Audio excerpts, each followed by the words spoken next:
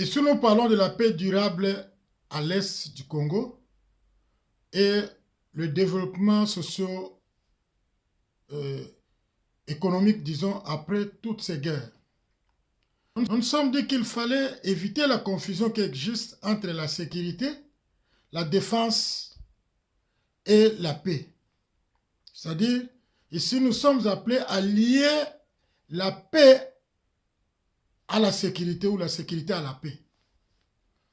Ça veut dire quoi? Parce que quand nous parlons de la sécurité, il faut voir directement la prévision. Donc les actions qui font qu'il n'y ait pas l'insécurité, c'est ça qu'on appelle la sécurité. Et dans ce cas, nous reconnaissons l'échec.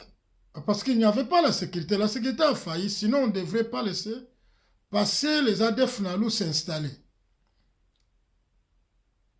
Avoir l'aéroport dedans dans notre pays sans le contrôle de l'État, c'était déjà l'échec. Permettre l'évacuation des produits miniers sans l'autorisation de l'État, de l'administration publique, c'est déjà un échec. Donc, on a eu beaucoup d'infiltrations suivies à cet échec.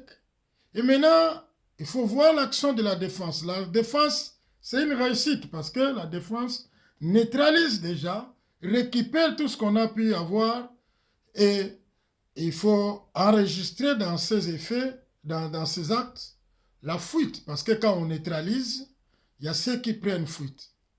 Et il y a la démobilisation. Maintenant, qu'est-ce qu'il faut faire à la fin? Après cette avancée, on va chercher maintenant la paix durable. Parce qu'après cette défense, après ces frappes, nous serons à la quête, ou nous sommes déjà à la quête de la paix. Laquelle durable. La paix durable, nous devons l'avoir comment? Il faut au préalable il faut créer d'abord des mesures pour ceux qui sont en fuite. Donc, l'identification, au besoin même,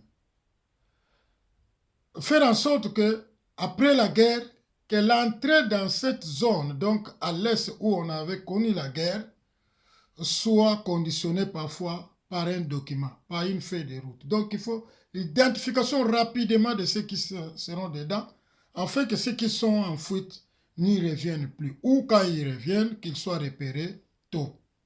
Ça, c'est la première mesure. La deuxième mesure, les Congolais qui se sont démobilisés, qui ont accepté d'être désarmés et qui doivent être intégrés dans la vie civile, les feront ou la réussite à cette opération ne se fera que d'abord par des formations professionnelles. Rapidement, il faut former ces jeunes qui n'ont pas pu avoir la chance d'étudier pour qu'ils apprennent ne fût-ce que des petits métiers. Mais parmi eux, on doit aussi former d'autres en entrepreneuriat et ceux qui sont, parce que quand vous formez en entrepreneuriat, il ne faut pas oublier que vous êtes en face d'un défi, lequel il faut aussi des capitaux pour que ceux-ci puissent mettre en pratique cette expertise acquise.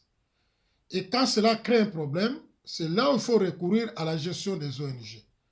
Parce que quand quelqu'un connaît comment gérer une ONG, vous ferez que parmi leurs initiatives deviendront utiles à la communauté.